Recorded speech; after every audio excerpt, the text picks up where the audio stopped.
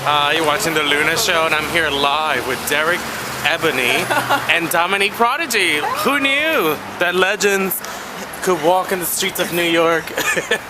What's going on, Derek? Hey, well, I'm not a legend yet. I'm an icon. Oh, She's the best part. Oh, that's right. I forgot. You can't forget that. I'm sorry. I-C-O-N-I-C-U. So tell us a little bit about being an icon. What's an icon to you? Wow. What do you represent? that sounds very Dorian Corey. Wow. Oh my God. Being an icon. Yeah. What does that represent to me, it's basically the pinnacle, the height of basically of your ballroom career. When basically you are now the status quo for what is considered your category. When they say who are the top 10 people of that particular category, and you fall in the top 10 or top 20, because basically there are basically a lot of eras. You know, I'm a part of the second era, 86 through 90, which is the red era. I come after the white. The pioneering icons, the Peppers and the Parises and all those stuff, and then I come after that. So basically I'm a second generation icon. I'm not a first generation. I'm not a pioneer icon. I'm a second generation icon. And that goes to basically the years that I've been walking, from 85 to probably 2005 when I retired for the third time. And basically you are someone who now also gives back to your community. Every icon doesn't give back to their community, and when I mean give back, basically help the newer generation do what they did, you know what I'm saying? But I'm part of that. I'm part of those icons that give back. They're basically a part of my community, helping my community, keeping my community aware, safe, and knowledgeable, and that's part of being an icon for me. That's my part of my icon. That's what I define myself as an icon. Alongside with basically my ball walking experience, my community-based experience. Those are things. Now some people are just icons for just ballroom, and that's it, and that's fine. But that's part of my iconic status. Who's the first ballroom icon? Who is the first ballroom icon? The first ballroom icon to me is Crystal LaBeija. That's the first ballroom icon. I know I'm beautiful. She's considered right. She's the first ballroom icon. She was the one. She was from the story and the legend being told that, you know, she was one of the few of not only the black girls that would basically walk the balls back there in the 60s and win, you know, over all the... She started as a LaBeija, right? Is her name? Yes, she started a Papa LaBeija, which means beauty. Uh-huh. And she's considered to me the first icon. And you used to be a Penda'vis. Who, me? Yeah. Yes. So we share the same mother. Yeah, we share the same mother. Tell us a little history on Avis. Wow. Like, try to make it in less than 5 minutes. Because she has an extensive career. Avis Penda'vis. Born in Washington, D.C. Moved to New York City in the 60s, the 50s and 60s. Was part of the Pearl Box Review.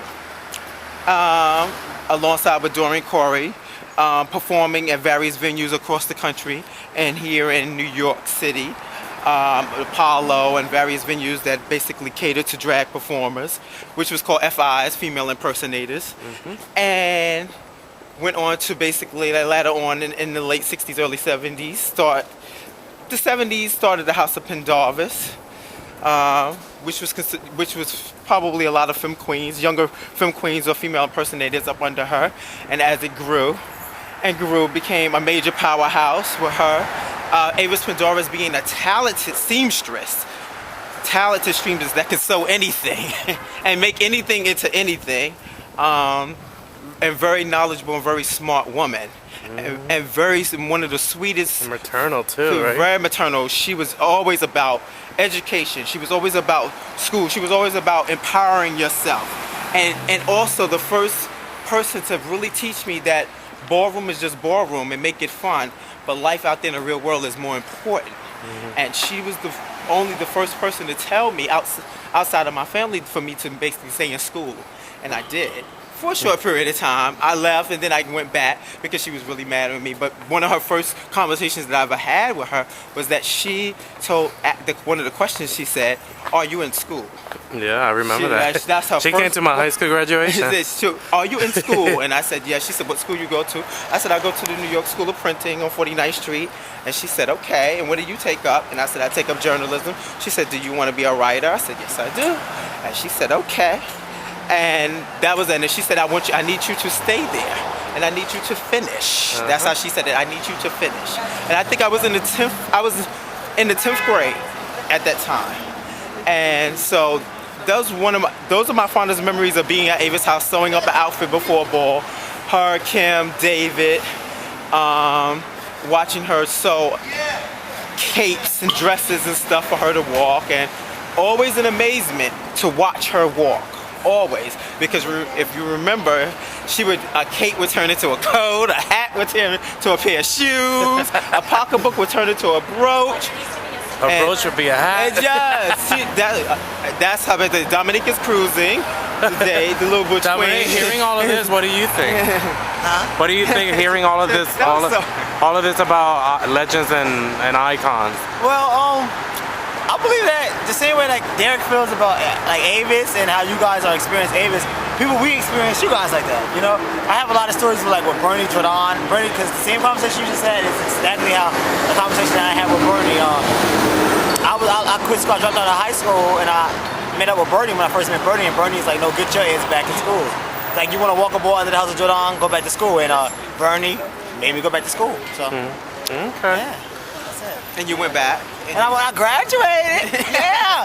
Right, and that's empowerment. You see, that's important, kids. Go to school. That's Stay so there. empowerment. And just the last part to say it's so good for somebody to tell you that, because kids do want to be told to do right. And so when you told that, you first you'd be like, "Oh, child," and then you could be like, "You know what? This person really cares about me to tell me that," because a lot of people get displaced from their homes and their family and their mom and their pops because they're so upset about them being gay or being trans and stuff like that. Instead of their parents saying, "Well, I love you anyway, but stay your ass in fucking school. I don't care. Be a drag in school." Yeah. So if any of you other house mothers, house fathers, and leaders are looking at this, and you see people like Derek, you see people like Luna, I just want to say step up. And I want to say from my generation and the generation after me, thank you. I want to thank you, and I want to thank you too, Luna.